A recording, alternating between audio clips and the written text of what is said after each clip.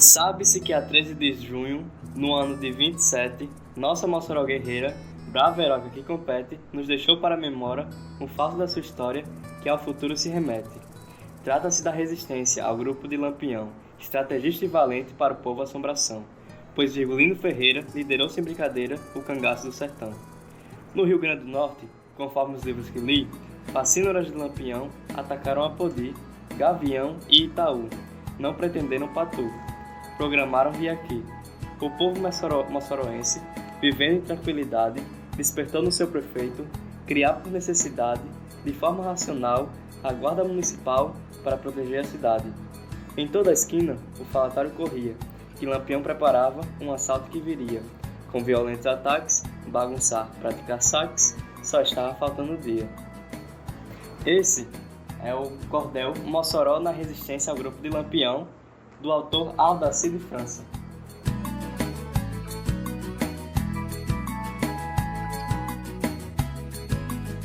Olá pessoal, sejam bem-vindos a mais um episódio de Edifcast e dessa vez o tema do nosso episódio será Sertão no Cangaço. Nesse episódio nós vamos retratar muitos assuntos sobre o cangaço e dando uma principal ênfase na resistência de Mossoró a Lampião e também ao Virgulino Ferreira da Silva, conhecido como Lampião. Nós vamos ter a nossa convidada, Gabriela, especialista em cangaço, e por favor se apresente, Gabriela. Oi gente, meu nome é Ana Gabriela, eu tenho 18 anos, eu sou estudante do curso integrado em Eletrotécnica do IFRN Campus Mossoró. Eu comecei a estudar o cangaço aos 10 anos de idade, quando minha mãe me apresentou o espetáculo que acontece aqui em Mossoró, o Chuva de Bala no País de Mossoró. E aí eu fui assistir o espetáculo, eu gostei bastante da história e depois disso eu comecei a pesquisar sobre os eventos que aconteceram aqui e depois comecei a estudar mais abertamente e expandidamente sobre o cangaço. E depois de algum tempo eu descobri parentes que participaram da resistência da minha própria família, então isso também me ajudou bastante a estudar mais sobre o assunto. E atualmente eu estou escrevendo um romance sobre o cangaço, baseado na invasão dos cangaceiros aqui. Então isso é como uma parte que também me instiga mais a pesquisar sobre o tema. Bom pessoal, e para darmos início, começar a falar, nós vamos começar falando sobre como tudo iniciou, como surgiu. Gabi, fala mais um pouquinho pra gente, como foi que surgiu o cangaço, enfim. As suas origens, o que destinou aquilo a acontecer. O cangaço, ele surge no final do século XIX para o início do século XX como um movimento de luta por justiça no Nordeste brasileiro. Naquela época, o Nordeste ele estava passando por algumas crises econômicas, de governos já que acabavam prejudicando, a região. E além dessas crises econômicas, ele também passava por crises ambientais, como as grandes secas, E aí, as pessoas que moravam nessas regiões, os camponeses, que o cangaço ele iniciou com os camponeses participando dessas lutas armadas, se assim podemos dizer. Então, esses camponeses, eles começaram a formar seus grupos e subgrupos atrás de justiça pelo Nordeste, para que os direitos dele fossem reivindicados. E só que como o movimento foi crescendo, as lutas elas foram mudando ao longo do tempo. Então, além de lutas por direitos, as pessoas começaram a envolver também brigas, mortes, enfim, vinganças de família, de algumas pessoas da família que morriam, eram injustiçadas, e essas pessoas queriam vingar esses familiares. Sim. Bom, a gente também sabe que os coronéis naquela época também controlavam bastante as terras, a questão política, e a gente sabe que os cangaceiros, muitos abominavam os coronéis, mas também muitos cangaceiros também se alinhavam com os coronéis, não é mesmo? Exatamente. Por exemplo, citando o caso de Lampião, ele tinha muitos aliados que eram coronéis, e esses coronéis, eles eram amigos de figuras políticas muito grandes, aliados de grandes partidos políticos. Então, esses coronéis, eles ajudavam bastante os cangaceiros em questão de munição, de armamento, para que eles vencessem as guerras que os cangaceiros participavam. Lampião, por ele ser uma pessoa ele era muito temido, né, no Nordeste brasileiro, então ele acabava intimidando esses coronéis, então ou fazia o que ele queria ou morria. Então tinha esse lado de aliação a esses coronéis, mas também os outros tipos, né, outros coronéis, eles não apoiavam de jeito nenhum o cangaço, e eles queriam o fim de Lampião e seu bando, e eles faziam de tudo para que isso ocorresse, independente do que viria depois, do que acontecesse. Na verdade, no meio desse processo, eles queriam o fim do cangaço para sempre, e eles não mediam esforços para que as volantes, que na época eram os policiais, né, eles fossem atrás desses cangaceiros, principalmente de Lampião, que era uma figura muito, muito grande. Depois dessa introdução do que nós falamos sobre o cangaço, como o nosso podcast vai ter um maior ênfase em Lampião, agora eu queria perguntar a Gabriela as origens do porquê Lampião foi se associar, quando Lampião se associou em qual fase, por exemplo, ele se associou ao cangaço, quando veio a paixão ou a vingança que ele quis fazer de acordo com isso, as suas origens, o seu bando, o que fez ele iniciar ali. Bom, Lampião, ele nasceu dia 4 de junho de 1898, em Vila Bela, que hoje em dia a gente conhece como Serra Talhada, em Pernambuco. Ele era pernambucano, e ele nasceu num sítio chamado Passagem das Pedras. Ele nasceu lá, depois ele foi batizado, né? Os pais deles eram humildes, era um núcleo familiar bastante humilde, então eles sempre foram muito batalhadores, assim. O pai de Lampião sempre ensinou bastante sobre os ensinamentos que os pais sempre passam para os filhos, né? Que é sobre trabalhar muito para ser uma pessoa digna, e antigamente no Nordeste, você trabalhar para ter uma vida digna era uma coisa que elevava o seu caráter, né? Só que Lampião, ele foi criado muito pela avó dele. A avó dele, ela morava numa vila que se chamava Nazaré, e especificamente ela morava numa fazenda chamada Poço do Negro. Então ele cresceu lá, ele desenvolveu sua infância toda lá, e além de morar com a avó, ele morava com um tio. Então esse tio, ele ficou bastante responsável também por Lampião, pela criação dele. Lampião, ele frequentou somente uns 3 meses de escola, ele não era alfabetizado, né? Só que assim, nessa comunidade que ele vivia, onde a avó morava, ele foi bastante ruim, assim, ele fez muitas coisas ruins. A infância dele, ele foi uma pessoa, sempre já demonstrou bastante interesse nessas coisas de cangaceiro, de montar em cavalo para ir atrás de briga. Ele reunia os amigos para brincar de cangaceiro. E aí o pessoal da vila de lá não gostava muito dele, então ele foi devolvido para casa dos pais. E então ele começou a trabalhar a partir de que ele foi crescendo, né? Foi virando adolescente, ele começou a trabalhar. Ele vendia artesanatos que ele mesmo fazia. Então ele saía com o pai e os irmãos para o centro da cidade para vender o que eles produziam. E aí teve um dia que ocorreu um roubo de um chocalho para bode. E aí a família de José Saturnino, principalmente o próprio José Saturnino, ele começou a culpar os Ferreiras, que eram a família de Lampião, desse roubo. E antigamente no Nordeste, quando você culpava uma pessoa de roubo, você estava ferindo a dignidade daquela família e o caráter individual de cada um. Então ali era praticamente como se você cometesse o maior crime do mundo.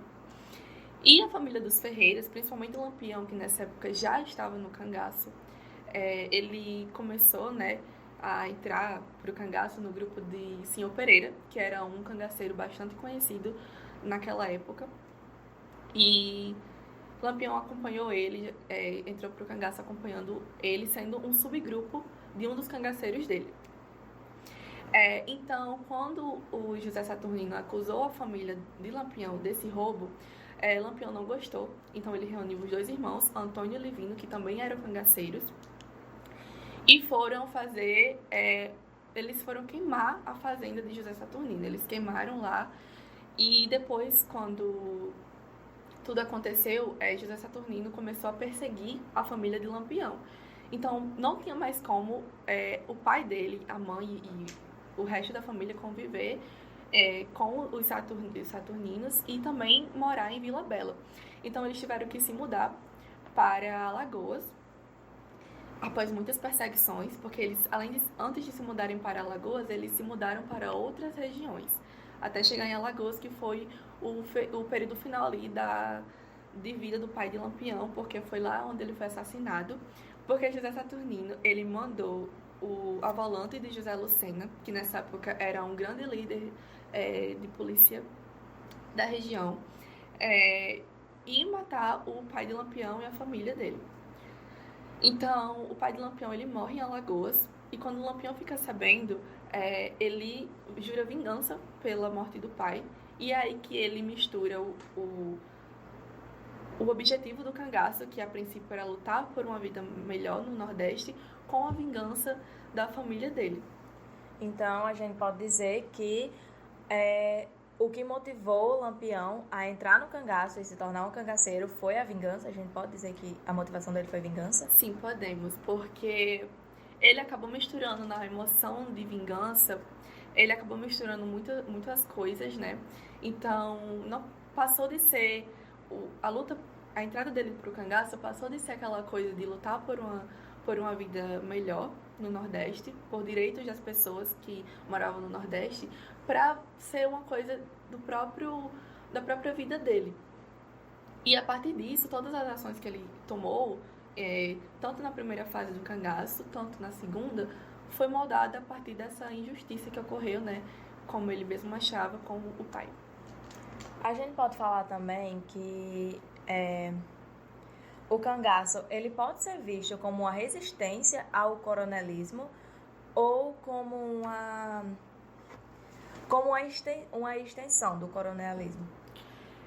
Eu acredito que o cangaço, ele é uma extensão do coronelismo pelo simples fato de que o coronelismo, ele era um tipo de organização não tão justa, né? Porque muitas injustiças sociais eram feitas a partir do coronelismo, porque os coronéis, eles não mediam esforços para conseguir o que eles queriam, e eles faziam isso da maneira mais suja possível, né? E, além disso, como eles eram aliados de partidos políticos poderosos da época, eles tinham toda aquela influência, né? Então, eles faziam tudo também muito sobre os panos, era tudo muito sigiloso. Então, eles mais atrapalhavam do que ajudavam. E o cangaço, ele surge também com essa necessidade justamente de fazer justiça social para as pessoas do Nordeste, que era a região mais afetada com isso, né, por causa de inúmeros fatores, como as injustiças econômicas, as injustiças ambientais, né, que também acabavam sendo mais um fator agravante. E nós sabemos que o coronelismo era muito presente na época do cangaço. E aí também tinham cangaceiros que que consideravam Lampião como um herói, ou como um vilão. E o povo também considerava ele como justiceiro, ou também tinha pavor dele. E aí eu gostaria que Gabriela falasse um pouco sobre como alguns exemplos de coronéis e sobre a opinião dela entre considerarem... Opinião, não certamente opinião, mas o que fazem o pessoal considerar Lampião ser um vilão, ser o herói e por aí. Bom, de coronéis que não gostavam dele, aliás, tem o Rodolfo Fernandes, que era o prefeito da cidade de Mossoró na época da invasão, né?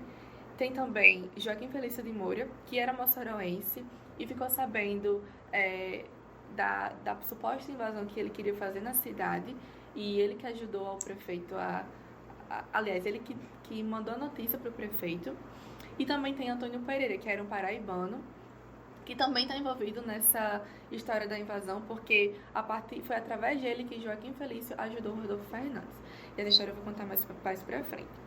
Mas também, além de coronel, uma pessoa também muito importante na história do cangaço, mas que dessa vez apoiava o movimento, era o Padre Cícero. Porque ele, como era uma pessoa da igreja, obviamente ele não ia abandonar nenhuma pessoa, né? Nenhum tipo de classe social. Só que as pessoas da época achavam muito polêmico, muito errado isso dele, de apoiar Lampião, de Lampião considerar ele um padrinho, né? Como ele chamava o Padre Cícero. E aí o Padre Cícero, ele convidava Lampião frequentemente para visitá-lo em Limoeiro do Norte. Só que, como Lampião era uma figura polêmica, as volantes do Ceará não gostavam dele e até proibiram o Padre Cícero de convidar Lampião para Limoeiro. As pessoas, quando a gente vai analisar o Lampião e tudo que ele fez até a morte, tem muitas controvérsias, porque para muitas pessoas ele foi um herói, para muitas pessoas ele foi um vilão. Mas analisando a história, a gente pode dizer que ele pegou um motivo individual que ele tinha para fazer justiça. Ele poderia, na verdade, ter feito essa justiça de outras formas, sem precisar mexer com todo o Nordeste brasileiro de maneira muito polêmica, né? E ele acabou fazendo do motivo pessoal uma grande guerra, né? Então, ele tinha aliados em alguns cantos, ele tinha os coiteiros, são os coiteiros, né? Porque as pessoas que ajudavam os cangaceiros, elas eram chamadas de coiteiros. Esses coiteiros, eles ajudavam, tanto em dinheiro, quanto em comida, quanto em hospedagem. Então, para essas pessoas, Lampião era um grande herói. Porque, além disso, ele ajudava elas também. Ele retribuía essas ajudas. Mas, para as pessoas que ele não ajudava, que ele só simplesmente chegava nas cidades, fazia o que queria, ele era um grande vilão. E, principalmente, para as volantes locais também, ele era um grande vilão. Porque, como ele tinha aliados políticos, e esses aliados políticos, eles eram, muitas vezes, até diferentes dos aliados políticos das volantes, porque as volantes também tinham muitos coronéis como aliados delas, acabava tendo esses embates, essas diferenças entre os cangaceiros e as volantes. Então, para as volantes, ele também era visto como um vilão por questões de política também. Bom, Gabi, e também explica um pouquinho pra gente de como Lampião formou o bando dele, né? Como ele formou o bando dele e também como ele foi intitulado capitão, né, do bando, e também essa figura tão importante no cangaço, né? Aproveitando esse gancho que você falou de Padre Cícero também, sobre o título de capitão, claro, como ela falou. Sim, Lampião, ele inicia no cangaço, né, no grupo de Senhor Pereira, que era um cangaceiro bastante famoso na região ali de Pernambuco. E ele entra no cangaço aos 16 anos de idade. Quando aconteceu a morte do pai, né, o assassinato do pai dele, ele jurou vingança, né? E com isso, ele sai do grupo de Senhor Pereira. Ele era do subgrupo, né, de um cangaceiro do Senhor Pereira.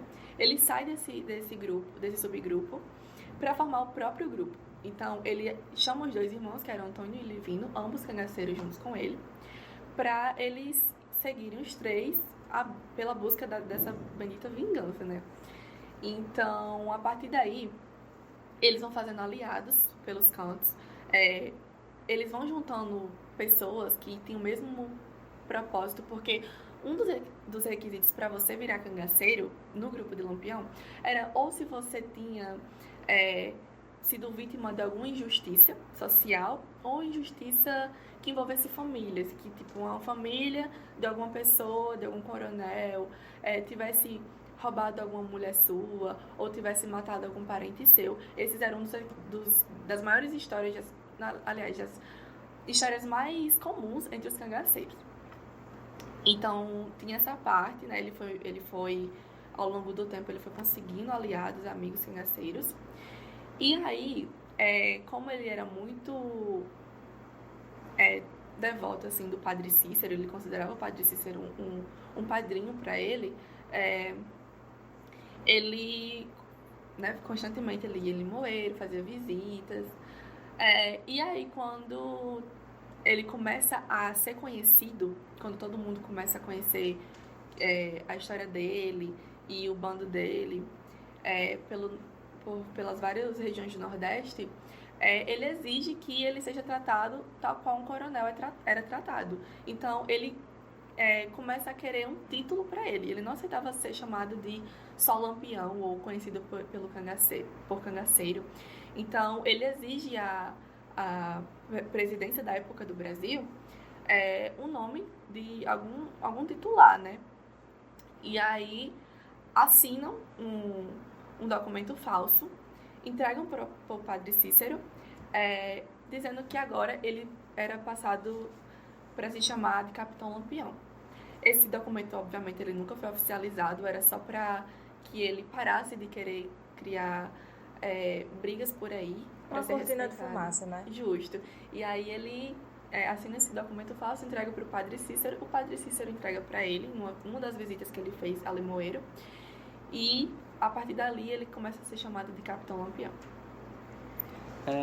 Puxando o assunto, eu queria perguntar o que é volante, que você citou. Volante, ela é o nome que a gente dá para as polícias locais da época, né? Então, todos os policiais, os sargentos, essas pessoas, e principalmente os que buscavam, queriam matar Lampião, perseguiam Lampião e seu bando, eles eram chamados de volantes. Mas, na verdade, isso pela sociedade, né? Os volantes pela sociedade. Para os cangaceiros em si, elas eram chamadas esses policiais, na verdade, eles eram chamados de macacos, pelo fato deles viverem muito escondidos em árvores, quando eles tinham confrontos, né, dos cangaceiros com essas volantes. Então, elas eram chamadas de macaco também.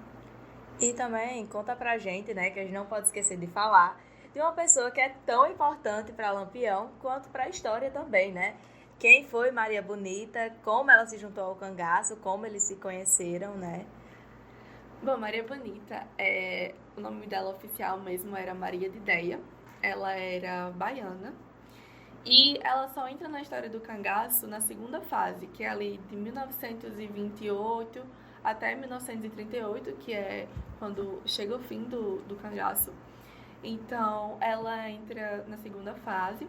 Ela era uma mulher casada já na época, quando ela conheceu Virgulino. Ela já era casada, ela já tinha um casamento arranjado pelos pais, né?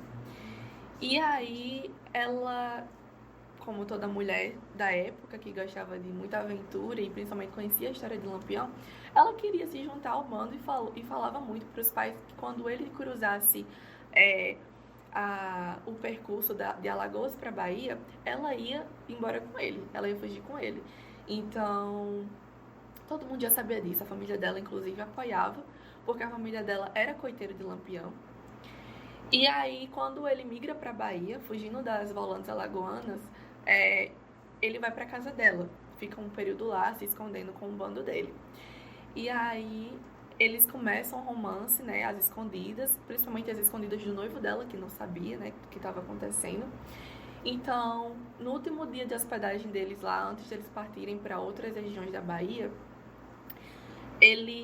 ela escreve uma carta pro marido, dizendo que vai fugir com o Lampião, que não vai mais voltar, e que essa era a vida dela.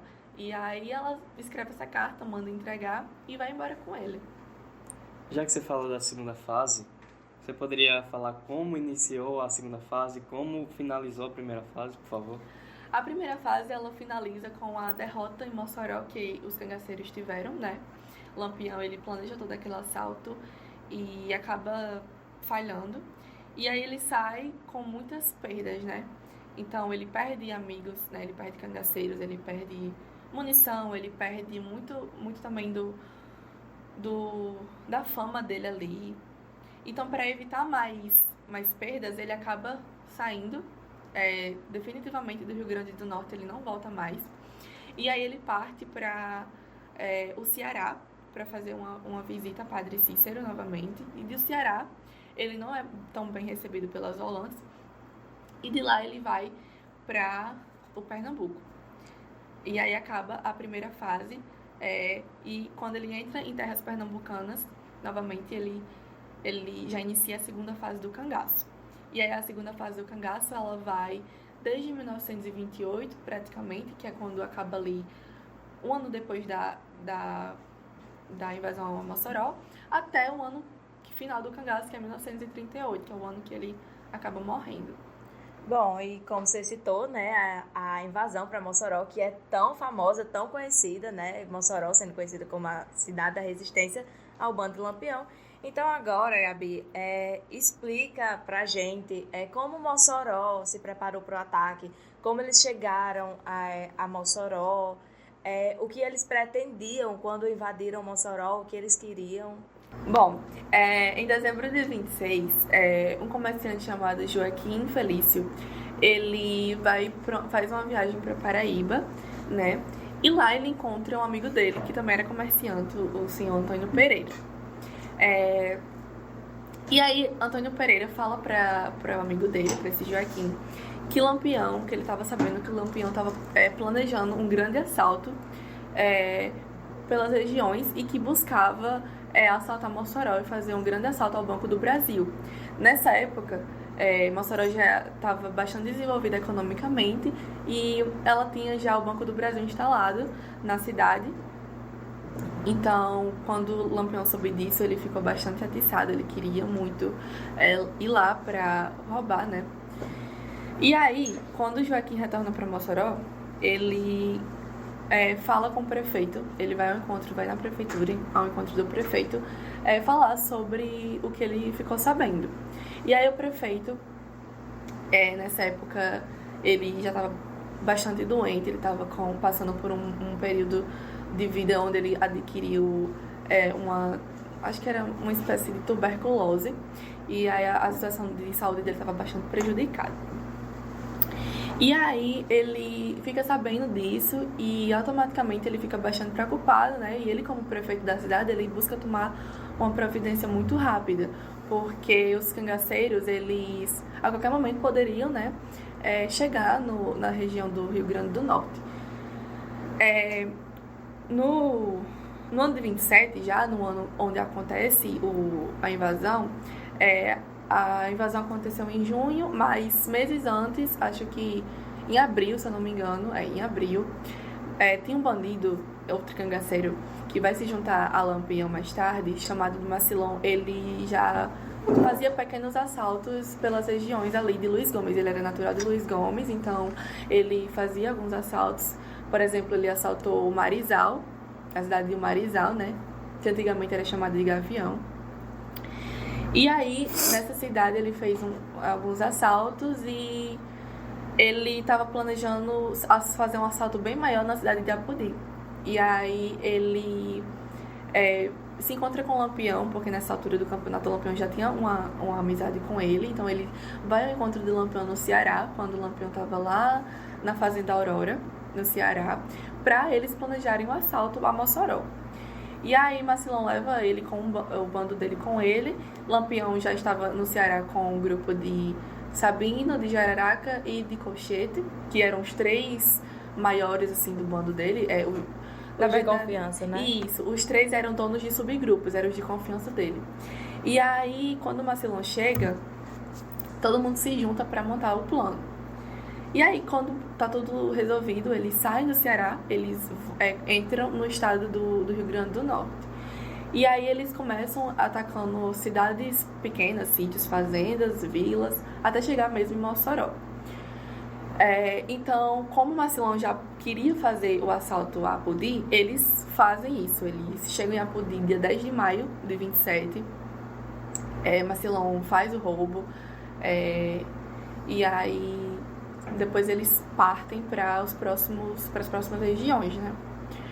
Aqui em Mossoró, durante esse período, o prefeito estava ainda muito preocupado, estava montando ali o plano dele para poder defender a cidade, né?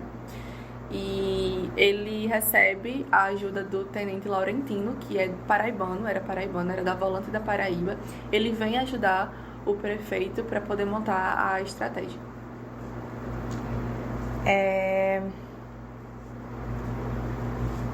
Inclusive, outra coisa que eu lembrei, quando você falou de Macilon e do sítio dele, quando eles estavam adentrando o RN.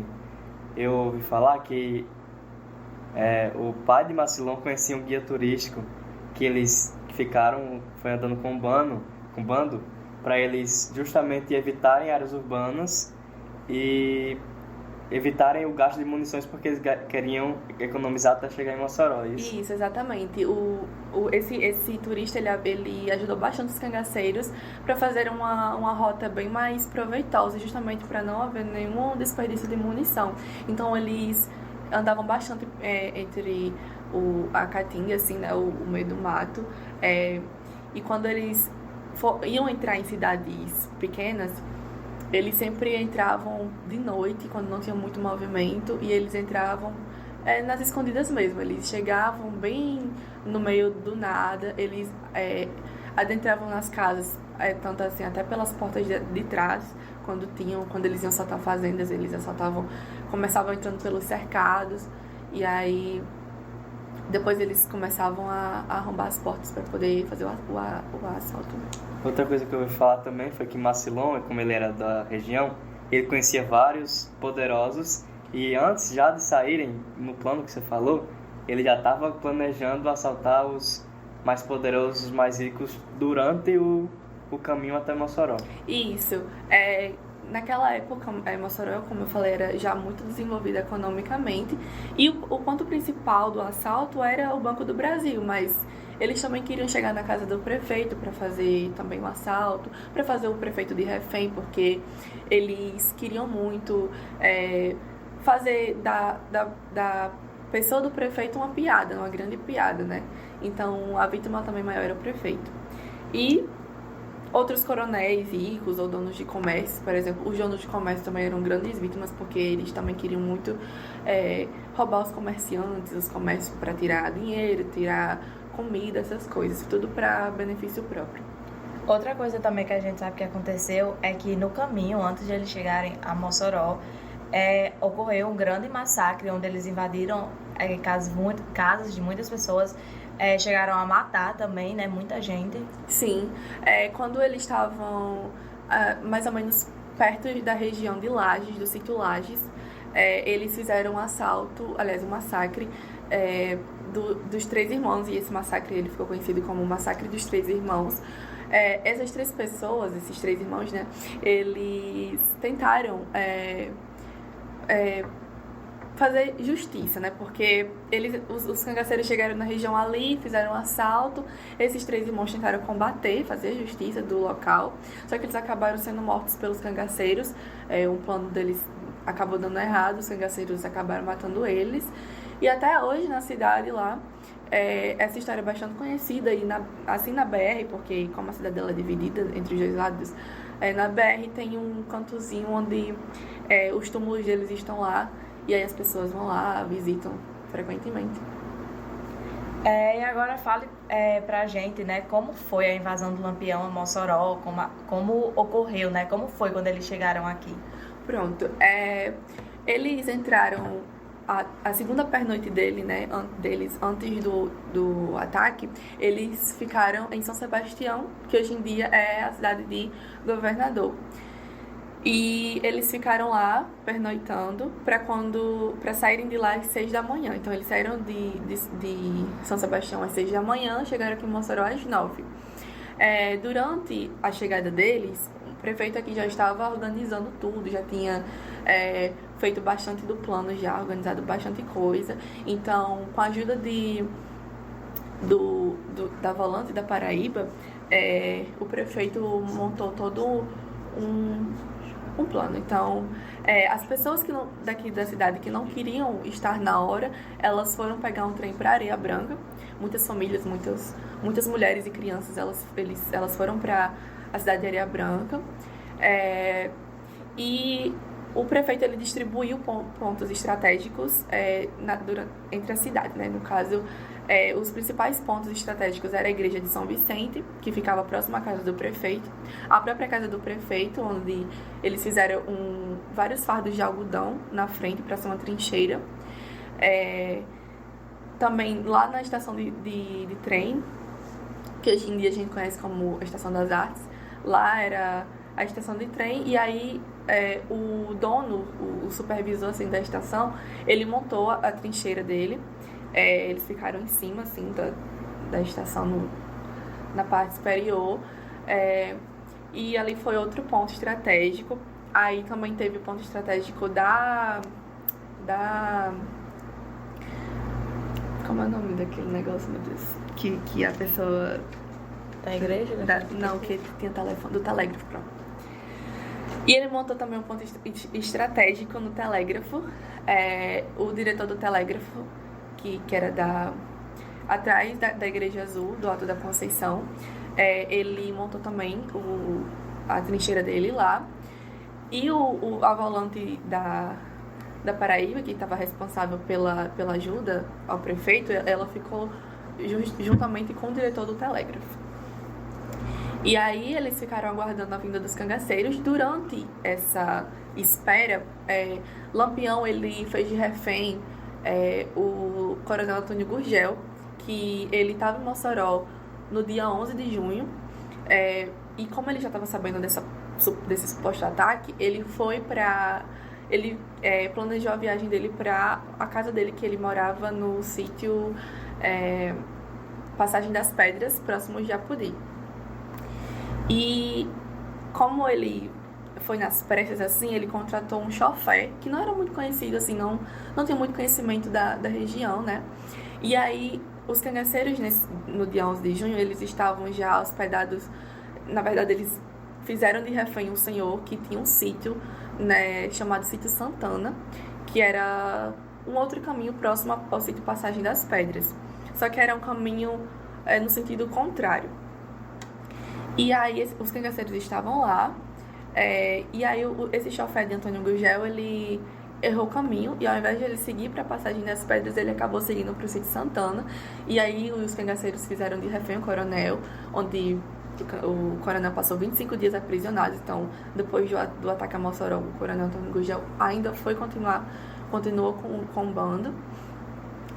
E então, quando eles encontraram o coronel, eles assaltaram, deram disparos no carro para parar, para poder aprisionar. E aí, quando o coronel já tinha se hospedado lá, quando os cangaceiros já tinham pegado ele, ele escreveu cartas que o próprio Lampião mandou para o prefeito da cidade, pedindo a quantia necessária para resgatar todos os reféns que estavam ali com eles, porque além do coronel Antônio Gurgel, tinham mais 2 pessoas feitas de reféns, que eles já tinham feito dias antes, quando eles entraram no estado, né? E a quantia era 400 contos de réis, só que na carta de resposta do prefeito para Lampião, ele disse que não tinha essa quantia, que se ele quisesse, ele mesmo fosse pegar com o prefeito, que ele não tinha medo. E isso atiçou Lampião, então ele foi mais um motivo para ele querer assaltar a cidade. Bom, depois de tudo isso, né, como você já comentou aqui com a gente, que depois do assalto a Mossoró, inicia-se a segunda fase, né, do cangaço, do bonde de Lampião. E aí, depois disso, ele conhece, né, Maria Bonita. E então, agora a gente vai para a parte da morte de Lampião, né? A gente sabe que Lampião fez alguns inimigos e a maior parte deles eram os coronéis e a volante. Então, conta um pouquinho pra gente, né, como foi, como ele chegou a falecer, né? Então. Juntando com a pergunta de William, também queria que você falasse um pouco sobre Jararaca antes, quando ele estava aqui em Mossoró, como foi a morte dele, e também sobre os irmãos de Lampião, por favor. Sim, os irmãos de Lampião, eles morreram anos antes do ataque a Mossoró. quando o Lampião ainda estava iniciando no cangaço. Então, eles morreram ainda no estado ali de Pernambuco, né? O estado natal deles, em vários confrontos que eles participaram. Então, Lampião perdeu os 2 irmãos em batalhas antigas. E aí, quando o Lampião foi crescendo no cangaço, ele foi visitando outras regiões, né, de Pernambuco. E quando ele passou por Buíque, que é a cidade natal de Jararaca, ele conheceu Jararaca. Só que nessa época, Jararaca, ele servia ao exército. Ele tinha passado um período servindo ao exército do Rio de Janeiro, né? Ele foi, acho que sargento não, mas ele era do exército. Só que por ele ter matado uma pessoa lá do exército bastante importante, se eu não me engano, acho que era o sargento, era o tenente, algo assim, ele foi expulso e para ele não ser morto, ele voltou para a cidade, para Pernambuco, para Buíque, né? E lá ele acabou entrando no grupo de Lampião, tanto por obrigação também, porque ou ele entrava ou o Lampião matava ele. E como todo mundo conhecia ele por ser uma pessoa muito corajosa, muito valente, Lampião apelidou ele de Jararaca. E aí ele seguiu Lampião até 1927, que foi quando acabou a primeira fase do cangaço, e ele morre. Então ele morreu com 26 anos, aqui em Mossoró. Ele foi preso. Muitas pessoas, elas confundem a data da morte de Jararaca, porque inclusive lá no túmulo dele, aqui no cemitério daqui da cidade, tem que ele morreu dia 13 de junho, só que ele morreu dia 18, porque assim que acabou a invasão, que Lampião foi embora e deixou ele aqui, ele conseguiu fugir para a estrada de ferro.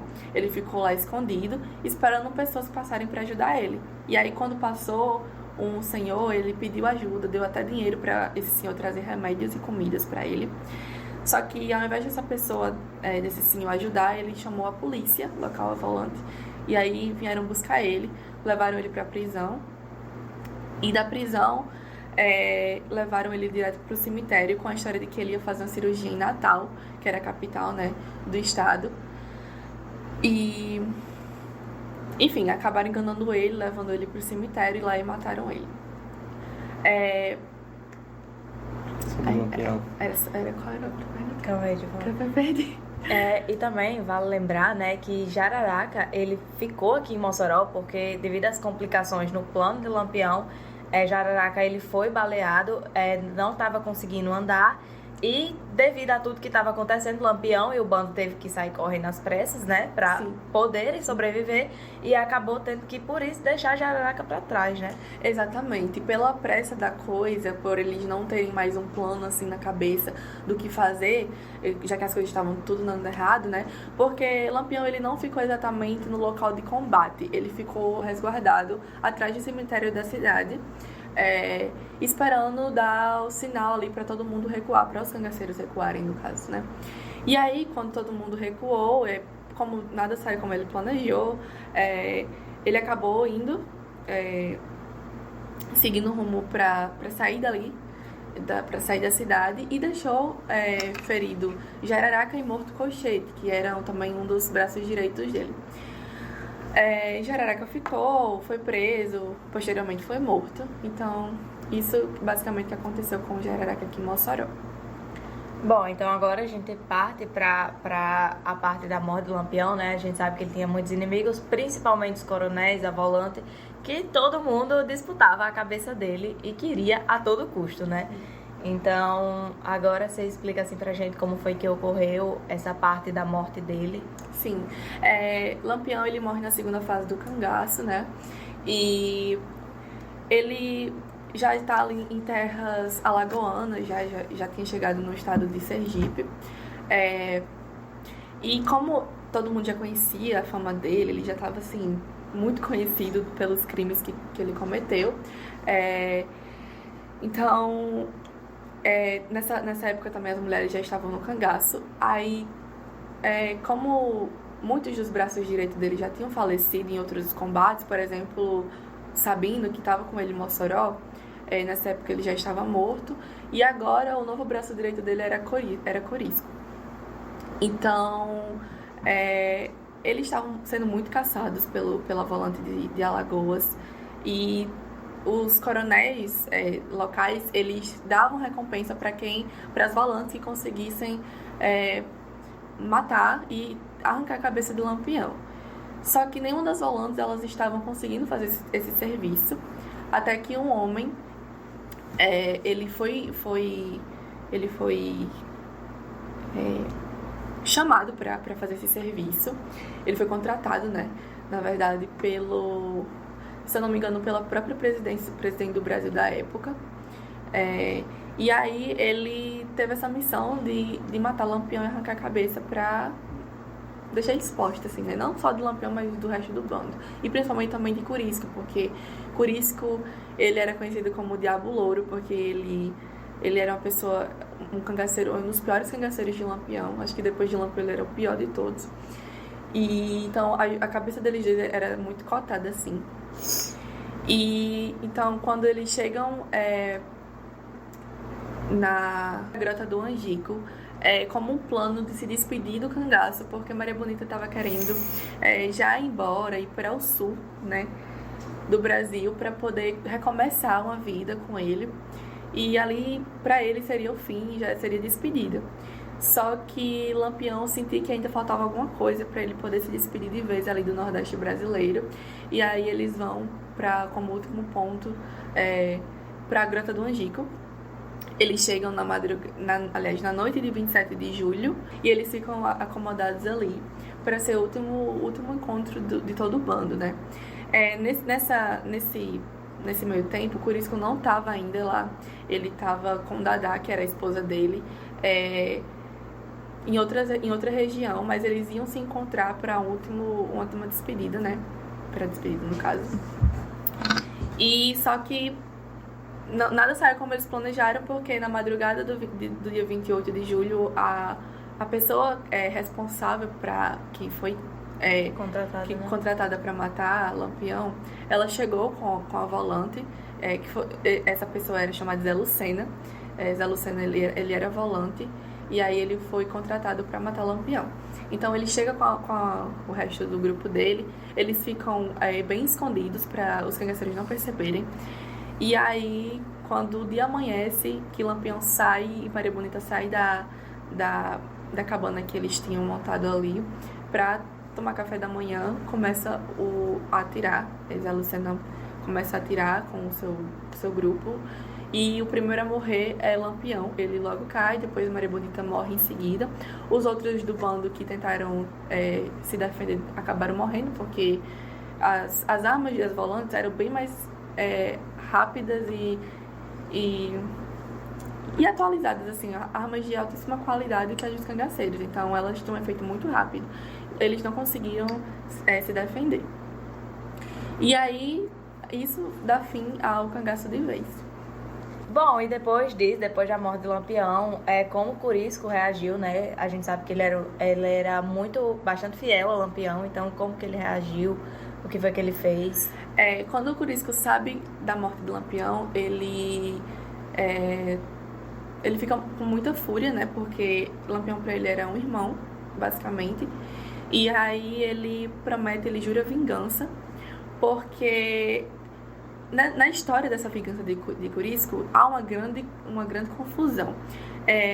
Ele acaba injustiçando uma família que não tinha culpa nenhuma na história, porque ele acaba achando que essa família foi responsável por dedurar para a volante onde Lampião estava escondido, sendo que na verdade não foi isso. Foi uma outra pessoa, um coiteiro de Lampião, que acabou dedurando para a volante onde Lampião estava escondido. Só que Corisco achou que era outra família. E aí ele vai para essa família morava ali numa fazenda chamada Fazenda Patos. Ele chega lá na fazenda e com a ira muito grande, querendo saber onde é que estava o dono da casa, né, o fazendeiro. E só que o homem não estava em casa nesse momento, ele tinha saído com os filhos. Mas quando ele chega, o massacre começa. Ele começa a sangrar a família toda, ele mata esse homem, ele mata os filhos, matou crianças também, que presente estavam crianças, tinha mulher grávida. Ele e o bando dele, né, fizeram um verdadeiro massacre sangrento e acabou fazendo uma injustiça com a família inocente, que não teve culpa de nada. Bom, então, essa foi a história, né? Essa é a história do cangaço, a história do bando de Lampião, desde o início, né? A gente contou aqui quem foi Virgulino, quais as motivações dele enfrentar no cangaço, como surgiu, como ele formou o bando dele. Então, pessoal, eu espero que vocês tenham gostado do episódio. Muito obrigada pela atenção de vocês e a gente encerra por aqui.